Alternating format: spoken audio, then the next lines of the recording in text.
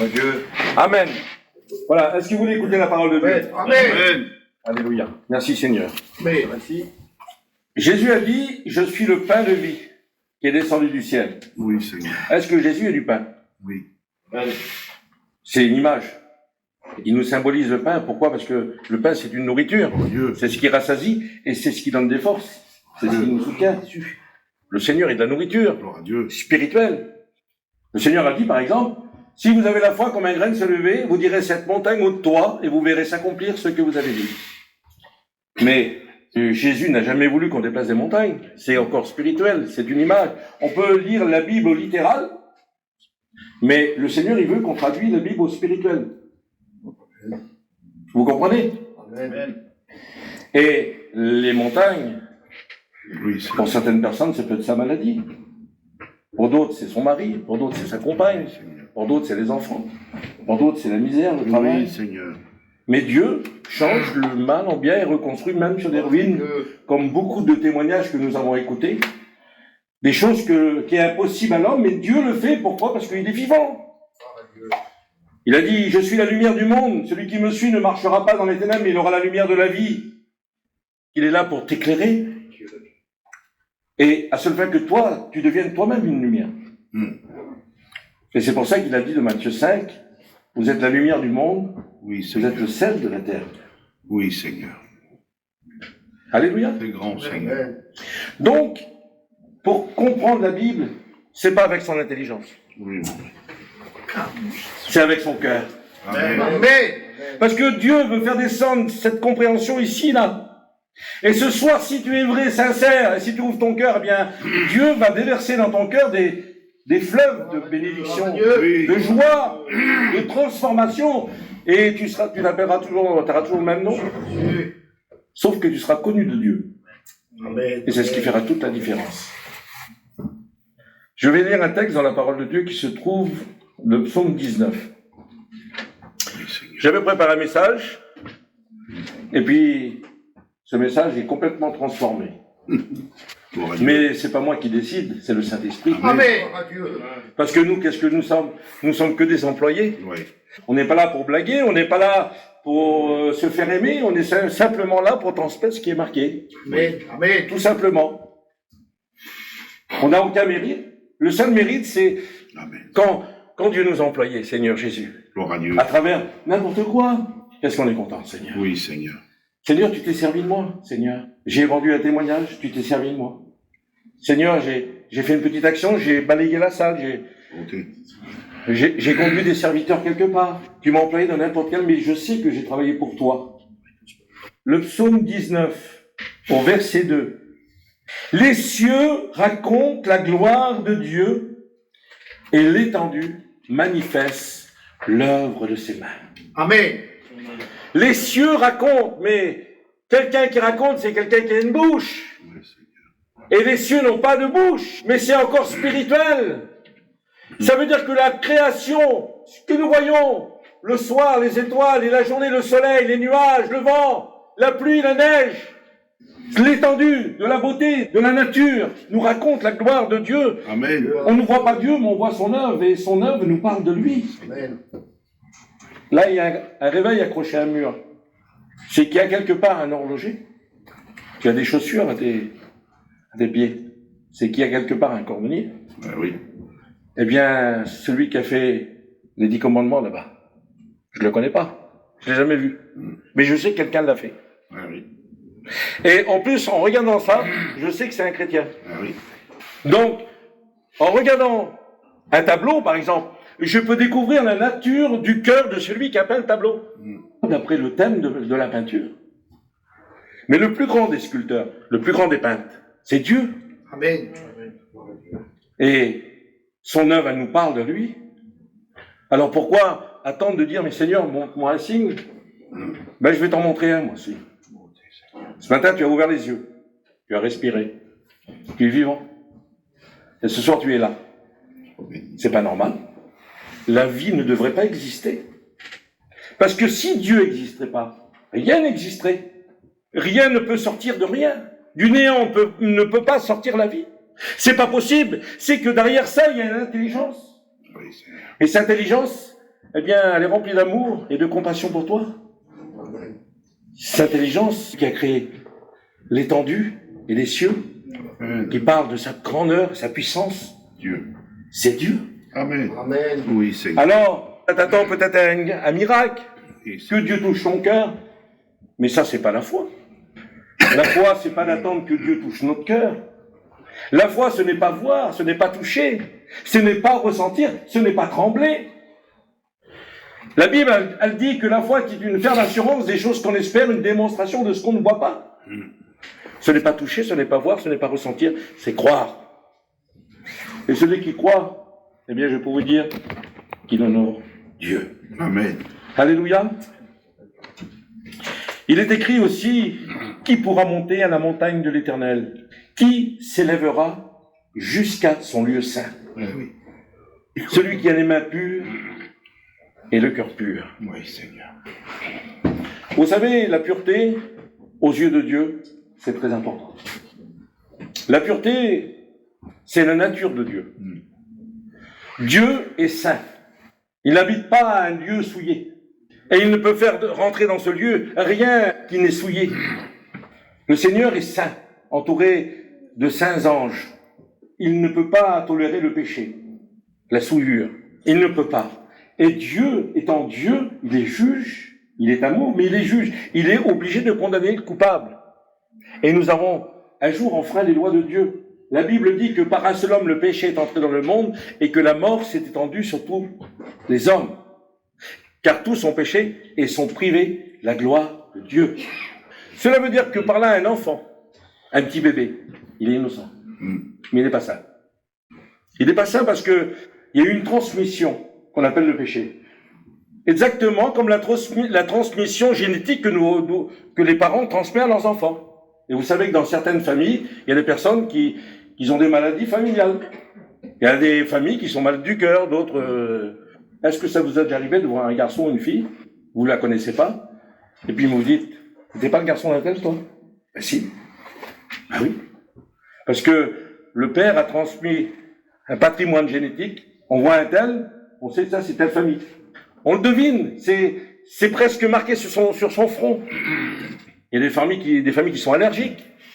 Le père avait telle maladie, le fils aussi, et puis le petit-fils avec. Plus le temps passe, l'homme se dégrade. Physiquement, moralement, et c'est ce que nous voyons aujourd'hui. Aujourd'hui, dans la société française, on voit à la télévision, les femmes ne sont plus des femmes et les hommes ne sont plus des hommes. Les enfants, eh bien, on n'en parle jamais, mais ils en subissent les conséquences. Ils sont écartés de la parole de Dieu, de la vérité, et ils rentrent dans un monde qui se pourrit de plus en plus. Et le Seigneur, eh bien, il veut te sortir de là. Et il te dit, qui pourra monter à la montagne de l'Éternel? Fernand, lui, il a son chalet au bord d'une rivière, comment ça s'appelle? Le Grand Morin. Le Grand Morin. Et des fois, il y a des crues. Alors, il est obligé de prendre toutes ses affaires et se sauver. Bien. Parce que le chalet n'est pas monté assez haut. Ça arrivait d'avoir presque 1 mètre d'eau dans son chalet. Mais quand on monte sur les hauteurs, on est à l'abri. Parce que la montagne, c'est symbolique pour Dieu. Ouais.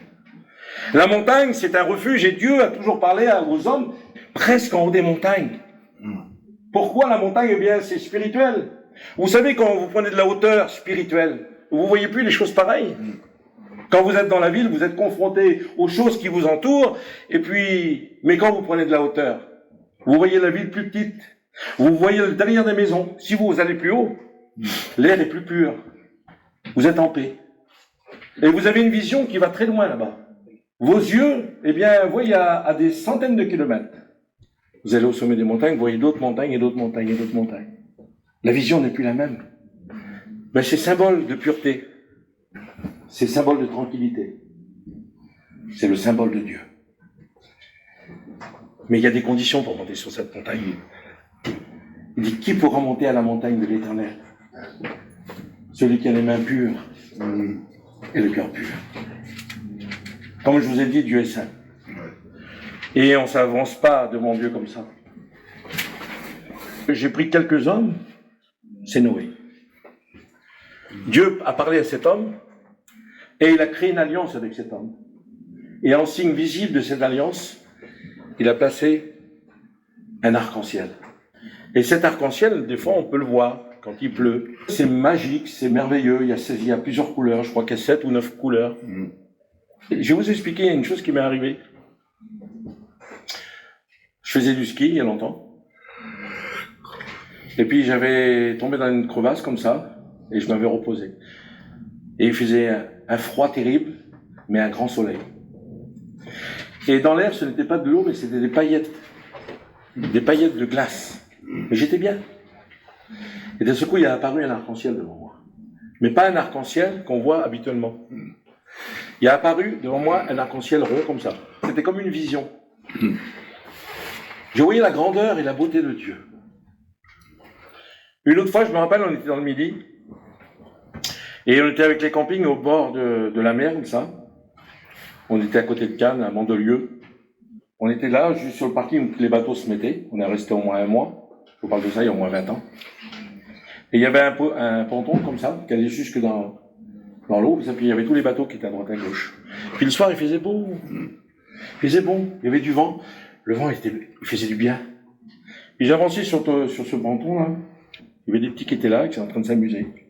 Je sais pas, moi, il était minuit du soir. On était trop bien. Il y avait ce vent là qui venait sur moi là. Et je voyais ces grosses vagues de la mer là qui claquaient le long des rochers. Et c'est tellement que c'était beau, ça m'a rempli. Et j'ai ressenti la présence de Dieu, mais d'une puissance.